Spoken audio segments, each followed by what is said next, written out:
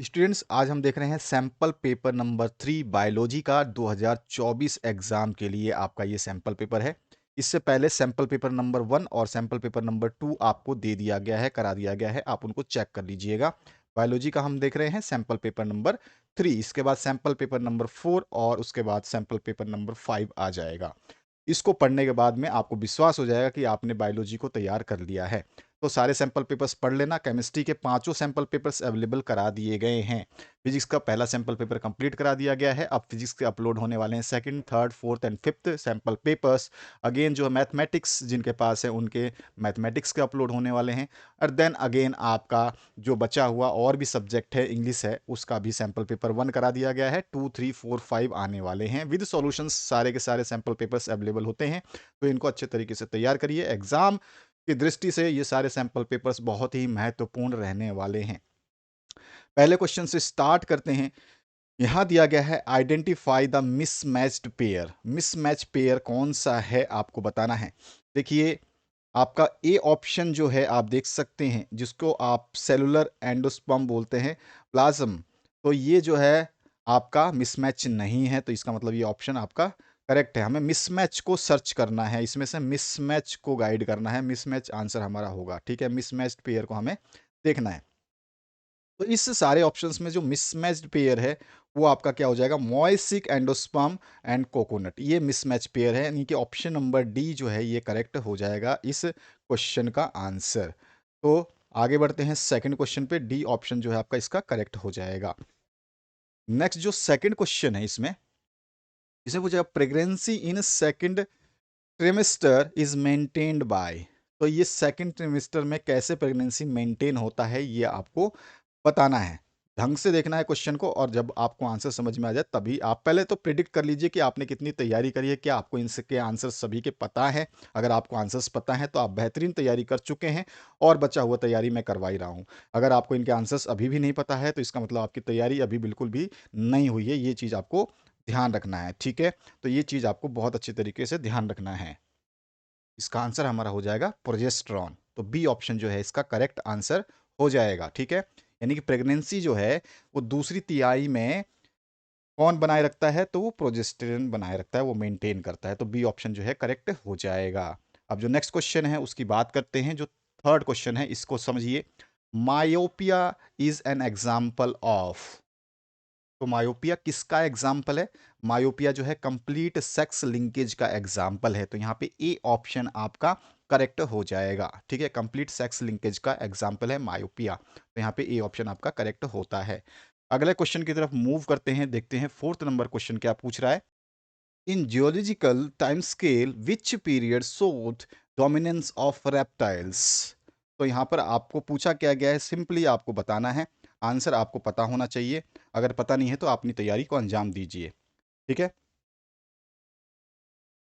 तो यहाँ पे बोल रहा है कि जो जियोलॉजिकल टाइम स्केल था, यानी कि जो भूवैज्ञानिक समय था, उस पैमाने में किस काल में सरीसृपों को देखा गया था, उनका डोमिनेंस देखा गया था। ठीक है, रेप्टाइल्स का डोमिनेंस देखा गया था। तो वो कौन सा टाइम स्केल है ये हमें बताना है, इसका आंसर हमें बताना है।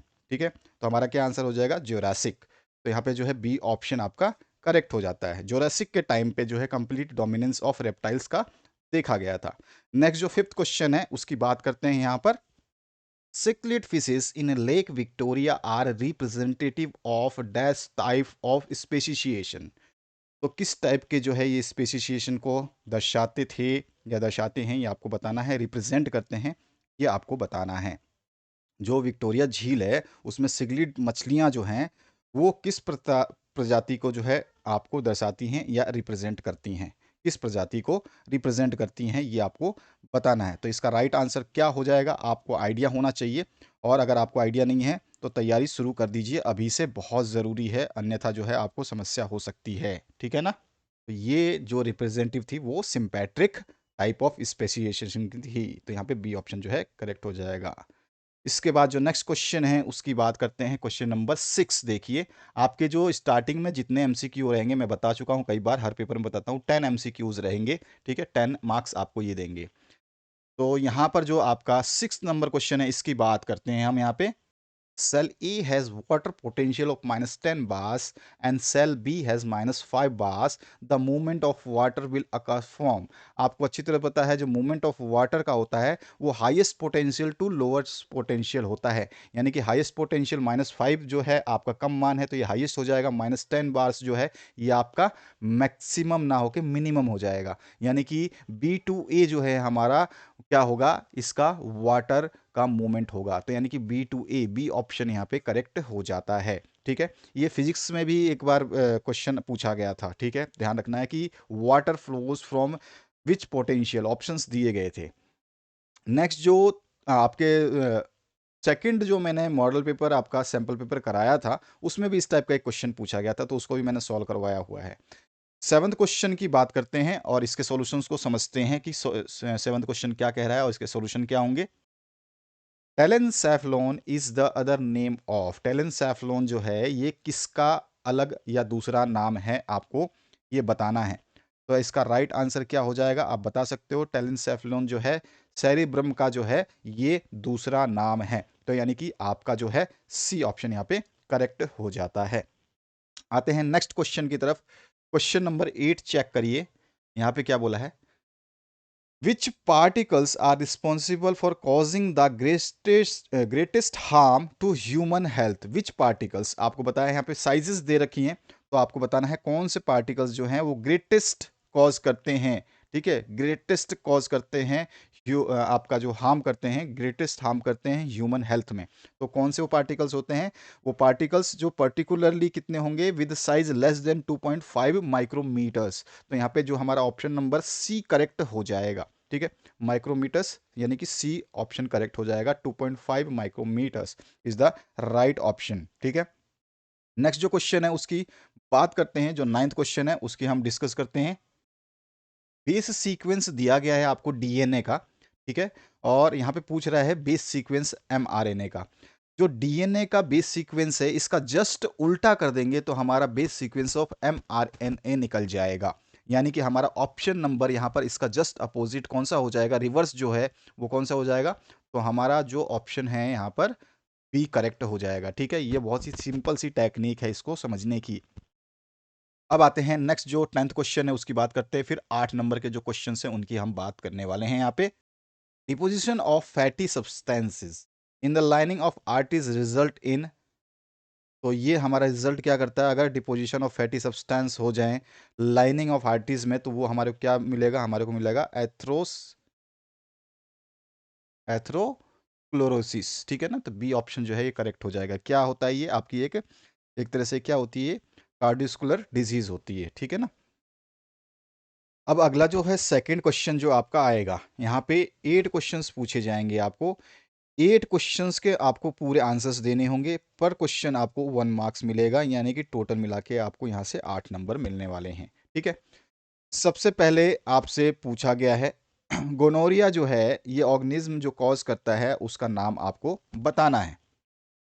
हमने आंसर यहाँ पे लिख दिया है, इसका आंसर क्या हो जाएगा, नेइसेरिया गोनेहर रोई। ठीक है, तो यहाँ पर जो है इसका आंसर हमने दे दिया है। तो इस तरह से सारे आंसर्स लिखे हुए हैं, ऐसा कुछ चीज़ नहीं है जो आपको समझ में नहीं आए, बहुत आसान लैंग्वेज में लिखा गया है और आपका पॉइंट टू पॉइंट लिखा गया है, ज़्यादा आपको लिखने की आवश्यकता इसमें नहीं होती है।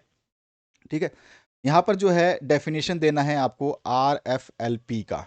ठीक है, रिस्ट्रिक्श जो R हो जाएगा ये रिस्ट्रिक्शन हो जाएगा, F जो है ये फ्रेगमेंट है, L जो है लेंथ को बताता है और ये P आपका पॉलीमॉर्फिज्म को बताता है। ठीक है ना, तो ये चीज़ आपको पता होनी चाहिए, तो इसी की डेफिनेशन आपसे पूछी गई है, आंसर आपके सामने है। इस तरह से थर्ड क्वेश्चन देख सकते हैं, what is adaptive radiation.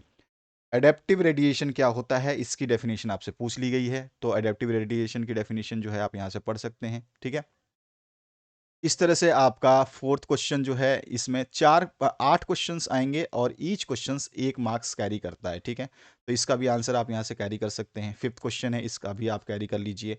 Answer सारे गिवन हैं, आपको घबराने की जरूरत नहीं है, सब कुछ चेक कर लीजिएगा आराम से। नेक्स्ट जो 7th क्वेश्चन है इसका आंसर यहाँ से नोट करेंगे आप, क्योंकि आपके बहुत सारे जो क्वेश्चंस हैं मुझे प्रोवाइड कराने हैं, तो अगर मैं एक एक पेपर को डिस्कस करूं तो एक एक 1.5 घंटे का वीडियो ये बनेगा। और डिस्कशन मैं जानता हूं कि आप लोगों के पास इतना टाइम नहीं है कि आपको डिस्कशन वाला वीडियो पूरा देख पाओ, तो वो बहुत ही लेंदी वीडियो हो जाता है। मैं डिस्कस कई कई वीडियोज़ में डिस्कस भी कर चुका हूँ। बच्चे जो है उतना टाइम नहीं दे पाते हैं, उनके पास समय नहीं रहता है। वो खुद ज़्यादा प्रेफ़र करते हैं खुद पढ़ने में और समझने में। बाकी उनको आंसर्स चाहिए होते हैं जो particular same to same question के हिसाब से हों, ज़्यादा लेंदी ना हो और आपका पॉइंट टू पॉइंट सटीक हों, ठीक है? तो यहाँ पे 8th क्वेश्चन जो है ये अंतिम क्वेश्चन रहेगा इस सेक्शन का, तो 8 नंबर आपको यहाँ से मिल जाते हैं। सेक्शन बी जो शुरू होता है, सेक्शन बी जो शुरू होता है, यहाँ पर सेक्शन बी देख सकते हैं, ये 16 मार्क्स देता है, ठीक है? इसमें आपको मात्र 8 क्वेश्चन करने होंगे, ऑप्शंस बहुत सारे मिलेंगे आपको, 11 क्वेश्चंस के आसपास ऑप्शंस मिलते हैं और जो है आप इसमें से केवल 8 ही क्वेश्चन करोगे, यानी कि एक क्वेश्चन 8 नंबर का, 8 क्वेश्चंस करोगे तो एक क्वेश्चन 2 नंबर का हो जाता है, तो 2 नंबर के हिसाब से आप यहाँ से इस सेक्शन से 16 मार्क्स गेन करते हैं, ठीक है? तो 8 इंटू 2 16 मार्क्स आपको मिलेगा। यहाँ पे थर्ड क्वेश्चन है मैच करना इस कॉलम को, ए कॉलम से बी कॉलम को मैच करना है, जिसका आंसर मैंने मैचिंग करके यहाँ पे दे दिया है, ठीक है? नेक्स्ट जो क्वेश्चन है उसकी बात करते हैं। क्वेश्चन नंबर 4 में आपको जो है डिफरेंसेस बताने हैं, तो मैंने यहाँ पर आपको डिफरेंसेस दिए हैं। अब 2 मार्क्स का जो देखो, अभी एक चीज़ और बता देता हूँ मैं। यहाँ पर बहुत इंपॉर्टेंट चीज़ बताऊँ कि जो 2 मार्क्स के क्वेश्चंस होते हैं, 2 मार्क्स क्वेश्चन होंगे जो, ये चीज़ समझ लेना, 2 मार्क्स या 3 मार्क्स 4 मार्क्स जो भी क्वेश्चंस होंगे, 2 मार्क्स के क्वेश्चन हो, तो आपको जो पॉइंट लिखने हैं, ठीक है? ये पॉइंट जो लिखोगे, आप जो भी पॉइंट्स लिखते हो, जो भी आंसर लिखते हो ना, तो पॉइंट वाइज लिखते हो मैक्सिमम तो पॉइंट जो है आपको मार्क्स से 1 या 2 ज़्यादा लिखने हैं। यानी 2 मार्क्स का क्वेश्चन है तो आपके जो पॉइंट है वो अप्रोक्सीमेटली 3 पॉइंट तो आपको लिखने हैं, और बेस्ट होगा कि आप 4 पॉइंट लिख दो। जितने मार्क्स हैं उससे डबल पॉइंट लिख दीजिए बस, उससे ज़्यादा आपको ज़रूरत नहीं है। लेकिन आप 3 भी लिखते हैं तो वो बेस्ट है, ठीक है? बेस्ट है, बेस्ट, ठीक है? और ये तो ग्रेटर है। तो आप 3 पॉइंट लिखते हो तो ये तो बेस्ट बोलूँगा, बेस्ट हो जाएगा। जितने मार्क्स हैं उसके हिसाब से, अगर 4 मार्क्स का क्वेश्चन है तो 5 आप पॉइंट लिखते हो तो वो बेस्ट है, और अगर आप 6 पॉइंट लिखते हो तो ग्रेटर है, ठीक है? तो ये चीज़ आपको ध्यान रखनी है, जितने नंबर के क्वेश्चन हैं उससे आपको अधिक पॉइंट लेके हमेशा जाना है, हमेशा ये ध्यान रखना है। बहुत ज़्यादा नहीं लिखना है। ऐसे नहीं कि 4 मार्क्स का क्वेश्चन पूछा और आप 10 पॉइंट लिख रहे हो, ऐसा नहीं। 4 मार्क्स का क्वेश्चन पूछा तो आप 5 पॉइंट्स लिख सकते हैं या 6 पॉइंट्स लिख सकते हैं। 7 पॉइंट्स 8 पॉइंट्स की जरूरत नहीं है आपको, ठीक है? ये चीज़ ध्यान रखना। बोर्ड में कॉपियाँ जो हम चेक करते हैं या चेक करवाई जाती हैं तो वो इसी तरह से होती हैं, आपको समझ में आना चाहिए इस चीज़ को, ठीक है? ज़्यादा लेंदी आपको लिखना नहीं है, एग्जामिनर ज़्यादा लेंदी चीज़ों को पढ़ता नहीं है, उसके पास समय नहीं होता, क्योंकि उसको पर कॉपी चेक करने के लिए पैसे मिलते हैं, ठीक है? पर कॉपी चेक करने के लिए, तो वो आपका लेंदी आंसर ज़्यादा नहीं पड़ेगा, वो पॉइंट टू पॉइंट पड़ेगा, और जितने आप सटीक पॉइंट लिखोगे वो बेहतरीन होगा। तो यहाँ पर हमको डिफरेंसेस देने हैं, तो यहाँ पे 3 डिफरेंस भी आप अगर लिखते हो तो वो बेहतरीन होगा। तो आपको ध्यान रखना है कि जो मैंने आंसर्स दिए हैं वो मैक्सिमम दिए हैं, आप मिनिमम करके लिख सकते हो। और मैंने पॉइंट ज़्यादा इसलिए दिए हैं कि कौन सा पॉइंट आपको याद हो जाए। हर बच्चे का अंडरस्टैंडिंग लेवल अलग होता है, तो आप कौन सा पॉइंट याद कर सकते हैं आपके कैपेसिटी के ऊपर डिपेंड है। तो आप इसमें से हो सकता है आप फर्स्ट पॉइंट याद ना कर पाएं, तो आप सेकंड, थर्ड और फोर्थ याद कर लें, या फिर आप सेकंड पॉइंट याद ना करें तो फर्स्ट, थर्ड और फोर्थ याद कर लें, या कोई बच्चे होंगे फर्स्ट, सेकंड, थर्ड, फोर्थ चारों पॉइंट याद कर लेंगे। तो ये अपनी अपनी कैपेसिटी के ऊपर है, इसलिए हम सारे सोल्यूशन जो है डिटेल में देते हैं, ताकि आपको कोई किसी बच्चे को परेशानी ना हो। किसी एक लेवल को लेके नहीं चलते हैं, हम सभी बच्चों को लेके चलते हैं, जो लोअर है, मीडियम है, जो हाई लेवल के हैं, उन सभी को हम लेके चलते हैं, ठीक है? तो ये चीज़ आपको ध्यान रखना है। फोर्थ क्वेश्चन हो गया। देन अगेन फिफ्थ क्वेश्चन की बात करते हैं। फिफ्थ क्वेश्चन की बात करते हैं, और ये हमारा जो है एक्स्ट्रा लिखित चीज़ें हम हटा देते हैं, ठीक है? अब यहाँ पर आपका फिफ्थ क्वेश्चन जो है, इसमें आपको शॉर्ट नोट लिखना है, बुडिंग इन हाइड्रा। हाइड्रा में कैसे बुडिंग होती है ये आपको बताना है, तो इस पे शॉर्ट नोट्स पॉइंट में लिखा है। अब ये 2 नंबर का क्वेश्चन है, तो आप इसमें 3 से 4 पॉइंट लिखिए, 5 पॉइंट की भी ज़रूरत नहीं है। शॉर्ट नोट का मतलब हो गया कि कम से कम वर्ड्स में आप उसको समझा दीजिए। क्लियर हुआ? तो यहाँ पे ये आंसर हो गया। नेक्स्ट जो क्वेश्चन है 6 नंबर देखिए, ये आपका 6 नंबर का क्वेश्चन का आंसर यहाँ पे दिया है। तो यहाँ पर भी 2 ही देखो आपको क्वेश्चन के आंसर देने हैं, तो 2 दे दिए। सिम्पटम्स देना है तो सिम्पटम्स में भी आप 2 ही दे दीजिए, ज़रूरी नहीं है कि आप 3 सिम्पटम्स दो, तो ये भी आपके ऊपर डिपेंड है। ध्यान रखिएगा, जो चीज़ बता रहा हूँ इसको आप सुन लीजिएगा। 7th में ए और बी पार्ट है, तो ए और बी पार्ट दोनों करेंगे, ठीक है? नेक्स्ट जो क्वेश्चन है उसकी बात करते हैं। आपका आंसर हो जाएगा, ये सारे आंसर्स आप कर लेंगे जैसा मैंने यहाँ पे दिया है, बस आपको याद करना है, आपको बस स्टडी पे फोकस करना है, समय आपके पास बिल्कुल भी नहीं है। शॉर्ट नोट लिखना है आपको, तो यहाँ पर भी आप शॉर्ट नोट लिख सकते हैं, इसमें भी 3 पॉइंट इंक्लूड करेंगे तो भी बेस्ट है, ठीक है? तो ये चीज़ आपको ध्यान रखनी है। 9th क्वेश्चन है, ये सभी 2 मार्क्स के क्वेश्चंस अभी चल रहे हैं हमारे। अभी जो आपके डिसऑर्डर जो ये कॉज करते हैं, तो यहाँ पे कौन से ग्लैंड जो है वो इसके लिए रिस्पॉन्सिबल होंगे, ये आपको बताना है। तो मैंने यहाँ पे सारे के सारे ग्लैंड्स जो हैं मेंशन कर दिए हैं, तो यहाँ पर जो है इसका आंसर हो जाएगा। नेक्स्ट जो 10th क्वेश्चन है, ये भी 2 मार्क्स का ही है। आपको कोई भी सेलेक्टिव क्वेश्चन करना है, जो आपको ईजी लगता है, छोटा लगता है, उसको करिएगा। पहले मैं ध्यान दिला देता हूँ, आपको कई बार बता चुका हूँ, हर वीडियो में बताता हूँ। क्वेश्चंस को पहले रीड करिए। 6-7 क्वेश्चन, आपको 8 क्वेश्चन करने हैं, आपके पास 11 क्वेश्चंस चॉइस में 3 एक्स्ट्रा हैं, तो आप देखिए कि 3 कौन से छोड़ना चाहते हैं, उसको कट कर दीजिए। वहाँ एग्जाम पेपर में आप क्रॉस लगा दीजिए उस पर कि मेरे को ये 3 क्वेश्चन अटेम्प्ट नहीं करने हैं, बाकी मैं ये 8 क्वेश्चन अटेम्प्ट करूंगा। तो ये चीज़ आपको समझ में आना चाहिए, ठीक है। नहीं तो आप अगर लाइन से एक सीरीज वाइज चलेंगे, पता चला कि आपने जो है कुछ क्वेश्चंस गलत कर दिए, क्योंकि आपने देखा नहीं कि आगे के क्वेश्चंस इजी थे। तो इसीलिए बोलता हूँ सारे क्वेश्चंस को एक बार नजर मार लीजिए, और आपको जो चूज करने हैं, 8 क्वेश्चंस करने हैं, उसको आप टिक कर दीजिए कि ये मेरे को करने हैं। जिसको नहीं करना उसको छोड़ सकते हैं, या फिर उसको क्रॉस कर दीजिए, ठीक है। साइड में ऐसे, जैसे मुझे सपोज करिए फर्स्ट क्वेश्चन मुझे नहीं करना है, तो मैंने क्रॉस कर दिया, मैं करूंगा सेकंड क्वेश्चन, थर्ड क्वेश्चन और फोर्थ क्वेश्चन, इस तरह से मैं टिक कर सकता हूँ। क्लियर हुआ ना? तो ये चीज़ आपको थोड़ा सा ध्यान रखना है, ये इंपॉर्टेंट होता है एग्जाम में, अगर आप अंडरस्टैंडिंग रखते हैं। तो यहाँ पे इसका आंसर हो जाएगा, कौन कौन से मेजर्स जो है हम लेंगे जो प्रिवेंट करेंगे वाटर बॉर्न डिजीज के लिए, ठीक है। जो भी वाटर बॉर्न डिजीजेस हैं, उनसे हम मेजर्स कौन से प्रिवेंट करने के लिए लेते हैं, ठीक है। तो ये बता देंगे। तो इसमें से भी आप जो है 2 पॉइंट 3 पॉइंट लिख देंगे, आपका आंसर कंप्लीट हो जाता है। 2 मार्क्स क्वेश्चन में ज़्यादा लिखना नहीं है, लेकिन मैंने डिटेल सोल्यूशन दिया है, आपको जैसा याद होता है उतना याद कीजिएगा। 11 क्वेश्चन में भी बी पार्ट है, ए पार्ट भी है, दोनों के नाम आपको लिखने। देखो अब जैसे मैंने बताया 11th क्वेश्चन कितना छोटा सा है, तो आपने सीधा सीधा आंसर लिख देना। तो यही चीज मैं आपको समझाने की कोशिश कर रहा हूं कि आपको कम से कम शब्दों में जो आंसर्स लिखने हैं, जो आपको ईजी लगते हैं, उन्हीं को अटेम्प्ट कीजिएगा। तो यहाँ पे ये आंसर हो गया। 12th नंबर क्वेश्चन देखिए, तो यहाँ पर भी देखिए 2 लाइन में ही आंसर कंप्लीट हो गया। तो मैं आपको वही सजेस्ट कर रहा हूँ, जो क्वेश्चंस इजी हो उनको पहले अटेम्प्ट कर लीजिए, ठीक है। ध्यान रखना है, लेकिन आपके सेक्शन वाइज अटेम्प्ट करना है। सेक्शन बी कर रहे हो तो सेक्शन बी ही करना है, ऐसा नहीं कि सेक्शन बी में 2 कर लिए, फिर सेक्शन सी स्टार्ट कर दिया, फिर उसके 3-4 कर लिए, फिर सेक्शन बी वापस स्टार्ट कर दिया। ये मत करना, ये गलती सबसे बड़ी महंगी पड़ती है। बच्चे यहाँ पे अपने आप को जो है रोक नहीं पाते हैं, ये सबसे बड़ी मिस्टेक करते हैं बोर्ड एग्जाम्स में, ठीक है। ये एग्जाम्स में बिल्कुल भी इग्नोर्ड किया जाता है टीचर्स द्वारा, बिल्कुल भी मतलब इसको माना नहीं जाता कि आप कहीं सेक्शन कोई सा भी कर दो। सेक्शन लाइन वाइज कीजिए, ठीक है। 13 नंबर क्वेश्चन है, ठीक है। इसमें भी आपका जो है इजी क्वेश्चन है, तो इसमें भी 4 आपको जो ऑप्शंस लिखने, हाफ हाफ मार्क्स का हो जाएगा। तो यहाँ पर जो है ये रहा। इसके बाद 14 नंबर क्वेश्चन है, ठीक है। तो इसका भी आंसर्स है, मैंने यहाँ पे दे दिया है। इसमें ए और बी पार्ट है।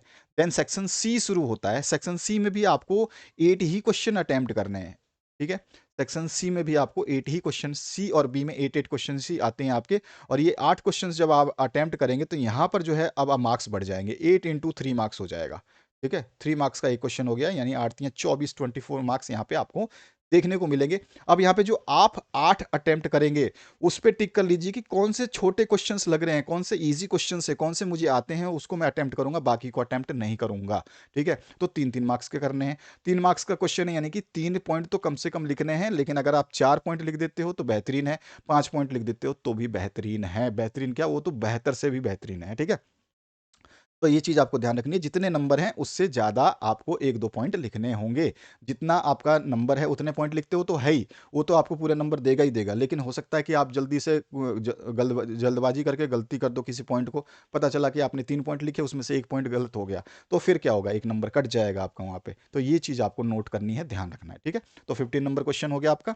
इसका आंसर आप यहाँ पे देख लेंगे, एम्ब्रोसैक का। अब इसमें मैंने देखो 6 पॉइंट दिया है, इसमें से आप कोई भी, जैसे 3 नंबर का क्वेश्चन है तो एनी 4 कर दीजिए आप। इसमें से एनी 4 कोई भी आप जो है आंसर लिख सकते हैं, एनी 4, ठीक है। तो बस आपका आंसर कंप्लीट हो जाएगा। 16 नंबर जो क्वेश्चन है, ये भी 3 मार्क्स का है। इसमें भी आप जो है थोड़ा सा आपको डिटर्मिनेशन बताना है, तो डायग्राम बनाना पड़ेगा। ये डायग्राम जरूर बनाइएगा, और डायग्राम बनाने के बाद में जो है आप इसमें थोड़ा सा समझा सकते हैं, ठीक है। क्लियर हुआ? आगे जो नेक्स्ट क्वेश्चन है, एक्सप्लेन करना है movement of water in roots, कैसे होता है मूवमेंट, ठीक है। तो ये बता देंगे। तो यहाँ पे थोड़ा सा हमको भाई पूरे पॉइंट जो है उनको बताना पड़ेगा, कहाँ से कैसे फ्लो होता है, कहाँ पे कहाँ जाता है। तो ये चीज़ें हमें समझानी होंगी। जरूरी नहीं है कि आप 6 पॉइंट लेके आप 4 पॉइंट से भी खत्म कर सकते हैं, बस उन पॉइंटों को मिक्स कर दीजिए। नेक्स्ट जो है 18 क्वेश्चन, इसमें आपको बी पार्ट और ए पार्ट दो गिवन है। तो ए पार्ट ये रहा, बी पार्ट ये रहा, ये आंसर हो जाएगा आपका। इस तरह से 19 क्वेश्चन आ जाएगा। इसमें भी आप जो है जब ए और बी पार्ट हो, तो ए पार्ट देने के बाद बी पार्ट में भी आपको 2-3 पॉइंट ही लिखने हैं, ज़्यादा नहीं लिखने हैं। इसके बाद 19 नंबर क्वेश्चन है, यहाँ पर भी मैंने इसका आंसर दिया हुआ है। तो जो चीज़ समझा रहा हूँ बस इसको आप समझ लीजिए, बाकी आपको टेंशन लेने की बिल्कुल भी ज़रूरत नहीं है। ठीक है? तो यहाँ पे बहुत सारे पॉइंट्स हैं।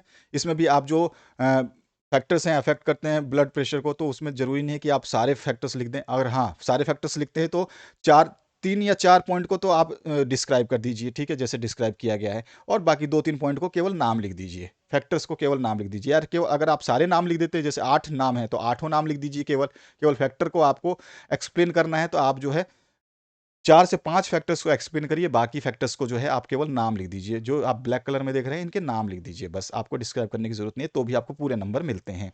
यहाँ पे कंप्लीट करना है टेबल को, जो यहाँ पे गिवन चार्ट है इसको कंप्लीट करना है। मैंने यहाँ पे इसको कंप्लीट किया हुआ है, ठीक है। नेक्स्ट जो क्वेश्चन है उसकी बात कर ले। 21 नंबर क्वेश्चन है, यहाँ पर आपको एक डायग्राम दिया गया है, ठीक है।